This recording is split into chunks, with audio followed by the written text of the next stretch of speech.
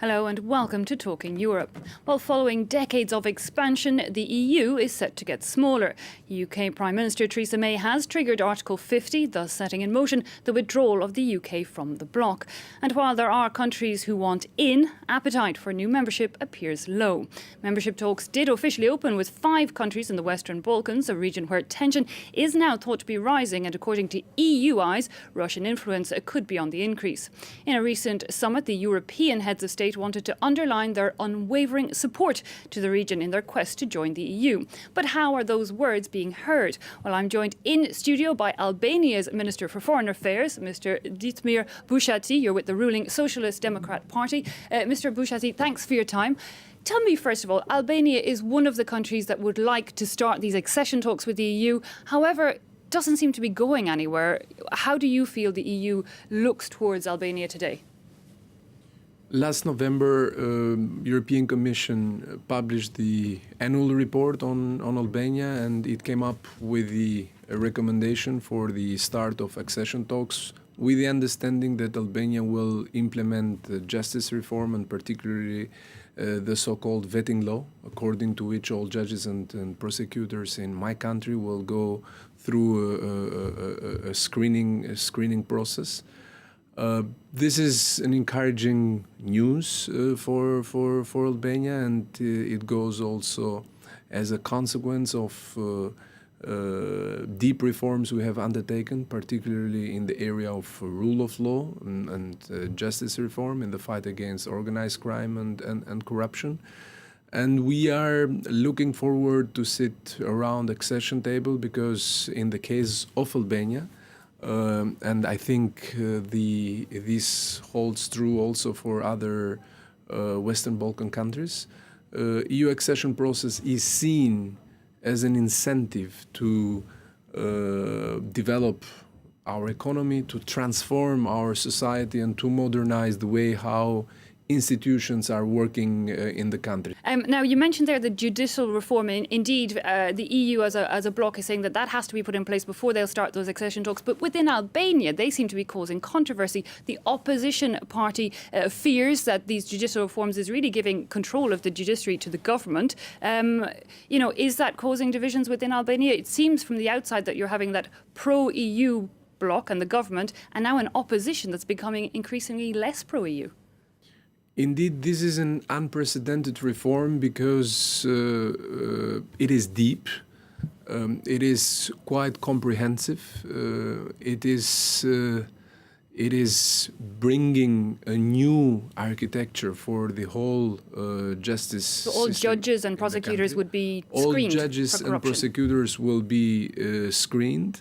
So there will be a screening. There will be a screening process for their professional and moral integrity, and also their wealth will be screened.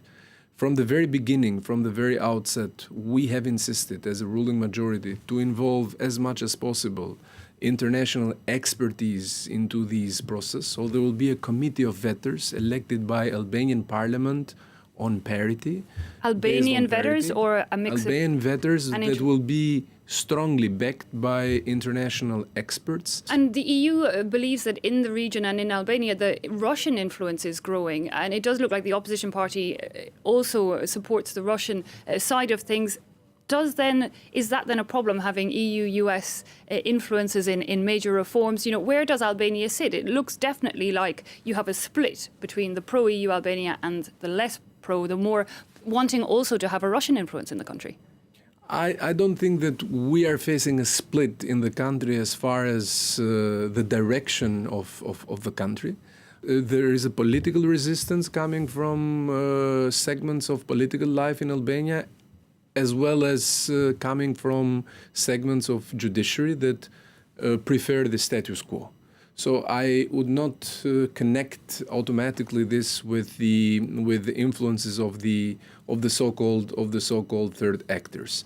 But our government, our ruling majority, is determined to move towards the EU direction with the reform process, because in our case, EU accession process is very much connected with the quality of the reform process, and by implementing judicial reform would be in a very good position when we sit around accession tables. Okay, interesting. So that's for Albania's part. And about the wider region, just for a minute, and we'll go back to Albania afterwards. But Macedonia, in some ways, is nearly being seen as this tug-of-war between the West and Russia. There was, elections there, and the EU definitely wants the president to allow Macedonian ethnic and an Albanian ethnic coalition form the next government as they won the elections. 25%, I believe, of Macedonia is still ethnic Albanians.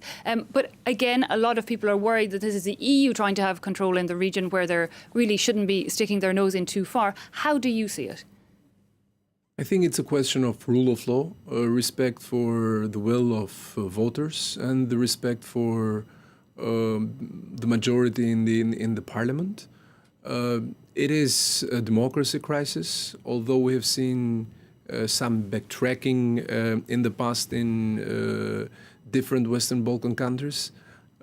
Still, EU accession process is seen as the most popular game in town because of the instruments that are at the disposal of European Union. It is quite unfortunate to see political leaders in our friendly neighboring Macedonia to play these games also with influences of other actors. But as we closely cooperate with Macedonia within different regional forums, we hope and we wish Macedonian authorities will find a common ground to overcome differences, and we hope that the new institutions will be duly established. Because there seems to be kind of tensions and fears even that, Albania could still be looking for a greater Albania, with that 25% of ethnic Albanians in Macedonia. We are a NATO member state, and we are also a candidate member for joining European Union. Albania traditionally has been seen in the region as a pole of stability. And we will continue to resonate as much as we can and to project as much as we can democratic stability in our neighborhood. You mentioned their reform, and we looked at the judicial reforms, but there's also, a lot of the EU also says Albania isn't doing enough to stamp out corruption.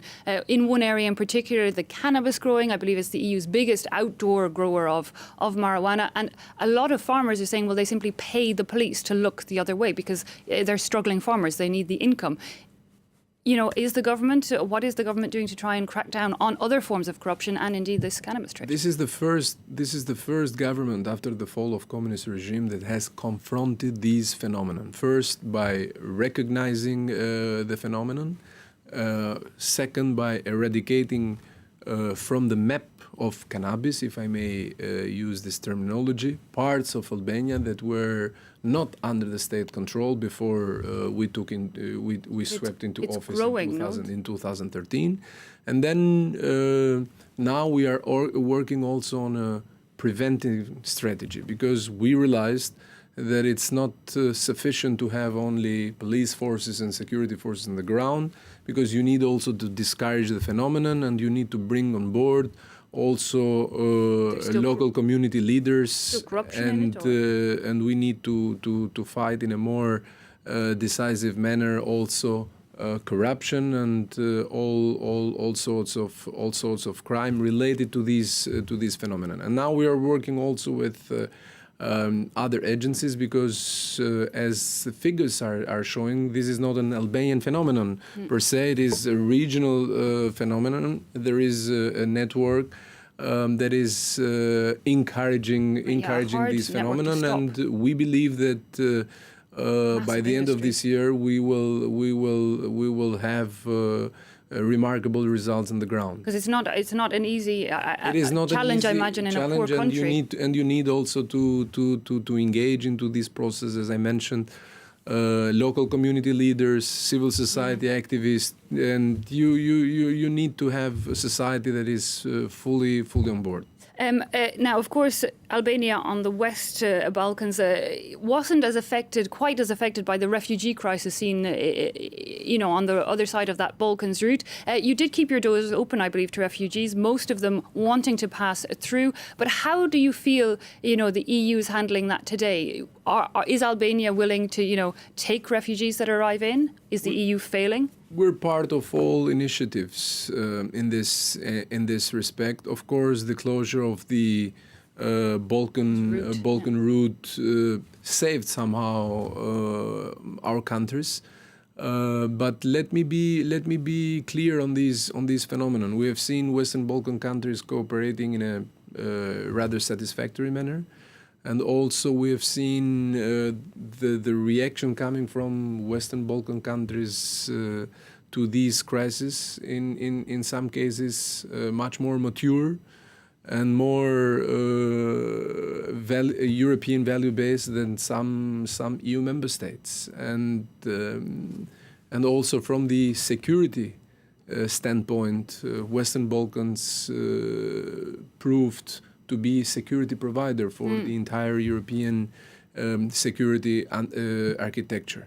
In the last 2 years, the level of interaction between Western Balkans on one hand and the European Union on the other hand has been very good on these subjects, and I hope and I wish now we can upgrade our relationship and we can build a compelling narrative, because when we speak about the phenomenon, but also about the relationship between European Union and Western Balkans, we cannot have a relationship that is quite similar with that of a crisis management mode. So we need to go beyond that. Yeah, given that you're between Greece and the rest of us. But there is also the phenomenon, if you like, of Albanians leaving Albania. I believe in 2015 in Germany, the second highest number of people applying for asylum were actually Albanians, over 50,000 people. That's true, but now we are in 2017. 2014 it has been Serbia, then Macedonia and Kosovo that were mostly affected by these phenomenon. In 2015 also Albania. As you probably know, this triggered the actions from German government and then European Union later on to transfer Western Balkan countries in the list of safe countries of origin. So we have also taken some measures on the ground. Why do people want to leave so much? There are people leaving from Western Balkans. There are people leaving from Eastern Europe to Western Europe, from Southern Europe to Northern Europe. If one refers to figures provided by Eurostat and also interior ministries in key European capitals, you will see this trend. Because people believe that they do have better opportunities by going in the northern part of Europe. As we all know, refugees coming from Syria and from other countries, they were aiming to go either in Germany or in Northern Europe. So there were very few who wanted to stay in Southern Europe or in Western Balkans. But on the other hand, the cooperation at the police level and security forces is quite good, and we are... People are coming back from Germany, just very briefly? Yes, okay. And we are aiming to strengthen these cooperation. Okay. And very, very finally, because we're almost out of time, Mr. Bushati, but when you look at the EU today, with that refugee crisis, even the Eurozone countries economically, it's starting to get better, but still not out of dire straits. Do you still, how do you see the future as the EU as a bloc? Do you think it's a solid one? Is it going to stay together? First, I believe we need to consolidate European projects. And when we speak about Western Balkans, about 6 countries in the Western Balkans, we need to have in mind exactly these consolidation projects. We need to finalize these process, because Western Balkans is an unfinished business. This is second. Second, I think it's mutually beneficial, what I'm saying. It is beneficial, of course, for Western Balkan countries. We are European and we would like to be members of European Union, and we see this journey as a transformative one. But it is also in the interest of European Union to spread the influence, the leverage, the democratic influence, values in the entire European territory. Thirdly, we need a little bit more gestures coupled with instruments. I remember 10 years ago when European Union was celebrating 50th anniversary, all Western Balkan countries were sitting around the table. It is unfortunate to note that last week candidate countries or Western Balkan countries were not invited, because these are some signs of a clear perspective for these future of the bloc, indeed. The future of the bloc, and also for the future of Western Balkans. Mr. Bushati, thanks so much for your time speaking to us here on France 24. Mr. Ditmir Bushati, Foreign Affairs Minister for Albania. That brings us to the end of this edition of Talking Europe. Thanks indeed for joining us, and see you again next time.